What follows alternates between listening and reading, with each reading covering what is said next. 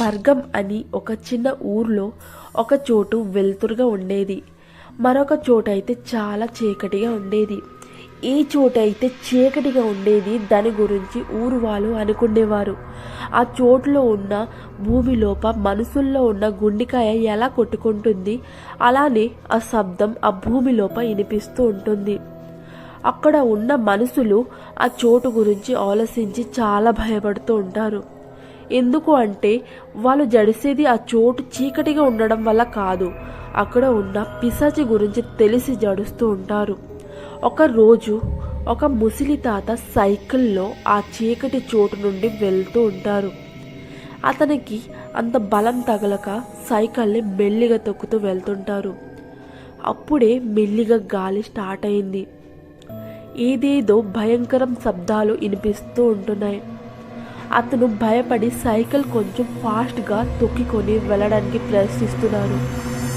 అతనికి ఏదో పట్టీలు శబ్దాలు వెనక వైపు వినిపించాక అతను వెనక వైపు చూశారు. వెనక వైపు చూసేటప్పుడు అక్కడ పిశాచి చాలా ఫాస్ట్గా నడుస్తూ తన వెనక వైపు వస్తుంది.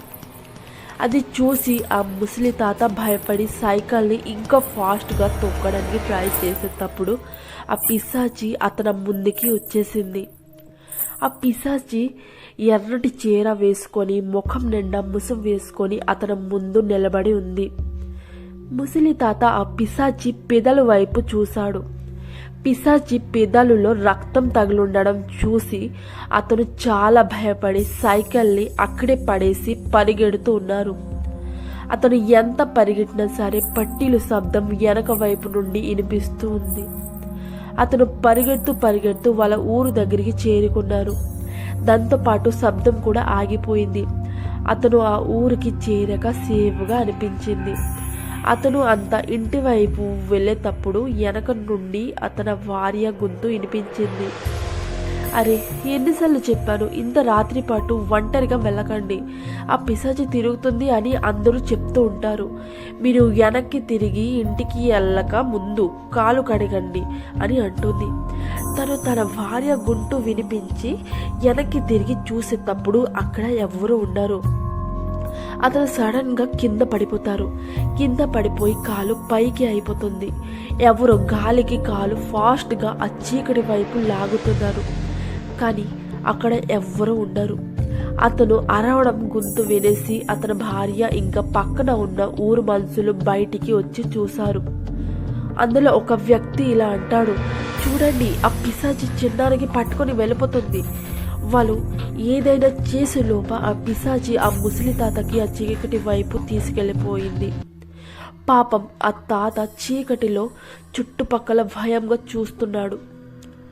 సడన్గా ఒక భయంకరమైన చెయ్య వచ్చి పడేసి గోలుతో ఆ తాత గుండెలోప దూర్పించేసి గుండెకాయని బయటికి తీసేసి అక్కడ నుండి వెళ్ళిపోయింది. ఆ పిశాచి వెళ్ళిన తర్వాత అక్కడ ఆ ఊరు మనుషులు అగ్గిమంటని పట్టుకొని అక్కడికి వచ్చారు. కొందరు మనుషులు ఆ పిశాచి వెనక వైపు పరిగెట్టారు. వాళ్ళు పరిగెడుతూ పొలాల మధ్యలో ఆ పిశాచి చుట్టూ ముట్టేశారు. అక్కడ ఒక వ్యక్తి ఆ పిశాచి దగ్గరికి వెళ్ళి ఆ పిశాచి ముసంని తీసేస్తాడు. అప్పుడు ఆ పిశాచి భయంకరమైన మొహాన్ని చూసి చాలా భయపడతారు ఆ ఊరు మనుషులు. ఆ పిశాచి చంపడానికి ముందుకి వచ్చేటప్పుడు వెనక నుండి ఒక వ్యక్తి గట్టిగా తంటాడు. ఆ పిశాచి కింద పడిపోతుంది. ఆ పిశాచి నోట్లో ఆ ముసలి తాతది గుండెకాయ ఉంది. అందరూ ఇదే ఛాన్స్ అని చేతిలో పట్టుకున్న అగ్గిమంటని ఆ పిశాచి పైకి విసిరిస్తారు. పిశాచి అగ్గిలో కాలుతూ కోపంలో అంటుంది, నేను మళ్ళీ వస్తాను, ఈసారి అందరికీ ఒకేసారి చంపుకొని తింటాను అని బెదిరిస్తుంది. ఆ పిశాచి బెదిరించడం ఎవరు పట్టించుకోలేదు. ఆ పిశాచి మొత్తం కాలిపోయిన వరకు అందరూ చూసి ఆ భూమికి కూడా అగ్గిమంటతో కాల్చేసి వెళ్ళిపోయారు. అప్పుడు నుండి ఊర్లో ప్రశాంతంగా భయపడకుండా అందరూ బ్రతికారు. అలానే 3 సంవత్సరం గడిచిపోయింది. ఆ ఊరు సర్పంచ్ కొడుకుకి పక్కన ఉన్న ఊరు అమ్మాయితో పెళ్ళి అవుతూ ఉంటుంది. పెళ్ళి కొడుకు పేరు రాజేష్ ఉంటుంది.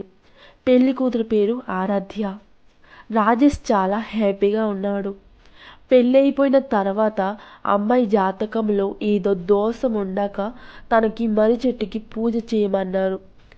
అలానే పెళ్ళి అయిపోయాక పెద్దవారు అన్నట్లు ఆరాధ్య ఆ మర్రి చెట్టు దగ్గరికి వెళ్ళి పూజ స్టార్ట్ చేసింది. తనతో పాటు ఆ ఊరు మనుషుల దగ్గర నిలబడి ఉన్నారు. ఆరాధ్య మర్రి చెట్టు చుట్టూ తిరిగినప్పుడు భయంకరంగా చెట్టు కదులుతుంది. కానీ ఆరాధ్య ఆగకుండా చెట్టు చుట్టూ తిరుగుతుంది. ఆ ఊరు మనుషులు ఆ దృశ్యంని చూసి కొంచెం భయపడతారు.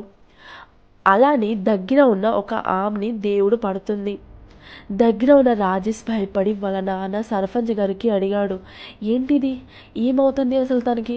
అప్పుడు సర్పంచ్ గారు అంటారు, ఏం కాదు, ఈ ఊర్లో మర్రి చెట్టుని పూజించినప్పుడు అమ్మవారు ఒంట్లోకి వస్తుంటారు. రాజేష్ ఆ దృశ్యాన్ని చూసి షాక్గా నిలబడి చూస్తుంటాడు.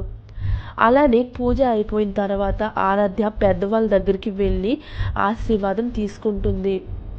అంతా అయిపోయాక వాళ్ళు ఇంటికి బయలుదేరారు.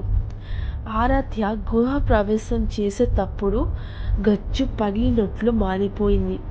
కానీ ఎవరూ అంతగా గమనించలేదు. అలానే అందరూ లోపలికి వెళ్ళిపోతారు.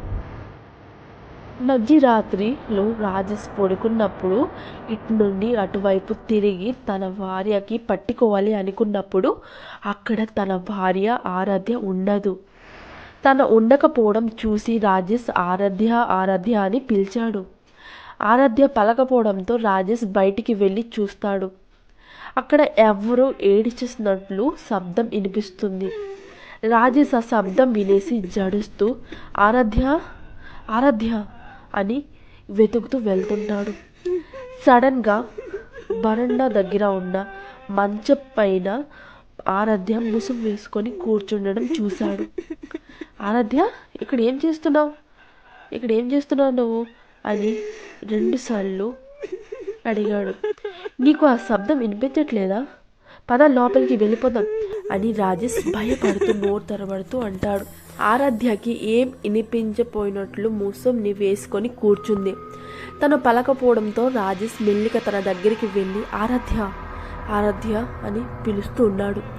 మళ్ళీ ఏడుపు శబ్దం మొదలైంది. అప్పుడు రాజేష్కి అర్థమైంది, ఏడిసిన శబ్దం ఇక్కడ నుండి వస్తుంది. తను ఒక పిశాచిలో ఏడుస్తూ ఉంటుంది. రాజేష్ జడుస్తూ ఇంకా ముందుకి వెళ్ళి చూసేటప్పుడు ఆరాధ్య వెనక వల్ల నాన్న సర్పంచ్ గారు చచ్చిపోయి పడుంటారు.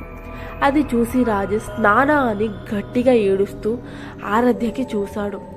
అప్పుడు ఆరాధ్య ముసుగుని తీసి రాజేష్కి చూస్తుంది. రాజేష్ జడుస్తూ షాక్ అయిపోయి నిలబడిపోయాడు.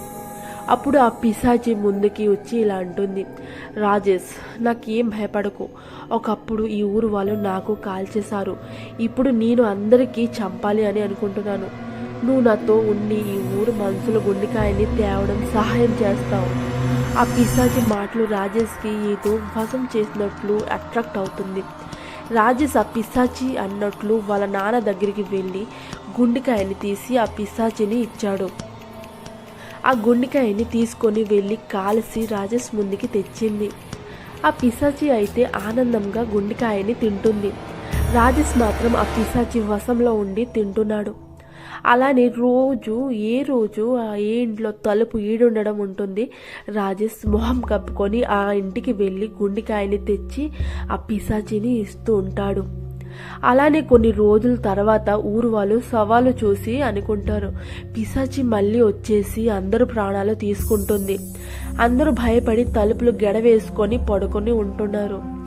అలానే ఒక రోజు రాజేష్ మధ్యరాత్రుల్లో ఊరు మధ్యలో వెళ్ళడం ఒక వ్యక్తి చూసేస్తాడు. కానీ మొహం కప్పేయడంతో రాజేష్ అని గుర్తుపట్టలేడు. ఆ వ్యక్తి రాజేష్ వెనక వల్ల వెళ్తాడు. అలానే వెళ్తూ ఆ చీకటి భూమి వైపు వెళ్ళి ఆగిపోయి చూస్తాడు. అక్కడ ఒక అమ్మాయి అబ్బాయి ఇద్దరు ఏదో తవ్వుతూ ఉన్నారు. అది చూసి ఆ వ్యక్తి చాలా భయపడతాడు. అలానే ఇద్దరు మరొక శటం తర్వాత మాయమైపోతారు. మాయమై అయిపోవడం చూసి ఆ వ్యక్తి బాగా జడిసిపోయి వాళ్ళ ఊరు వైపు బయలుదేరాడు. అలానే ఒక ఇంటి వైపు కళ్ళు వెళ్ళింది. అక్కడ ఉన్న దృశ్యంని చూసి ఆ వ్యక్తి ఒళ్ళు మొత్తం గలపొడిసినట్లు అనిపించేసింది. ఆ ఇంటి పైన ఆ పిశాచి కాలు ఊపుతూ గుండెకాయ తింటుంది. అది చూసి ఆ వ్యక్తి గట్టిగా అరిచేటప్పుడు ఆ పిశాచి ఒక ఇంటి నుండి మరొక ఇంటి వైపు ఎగురుతూ వెళ్ళి సర్పంచ్ ఇంటికి వెళ్ళడం అందరూ చూసేస్తారు. ఊరు వాళ్ళు అందరూ రాజేష్ బయటికి రా, రాజేష్ బయటికి రా, మీ ఇంట్లో ఆ పిశాచి ఉంది అని అరుస్తూ అగ్గి మంట పట్టుకొని నిలబడి ఉంటారు.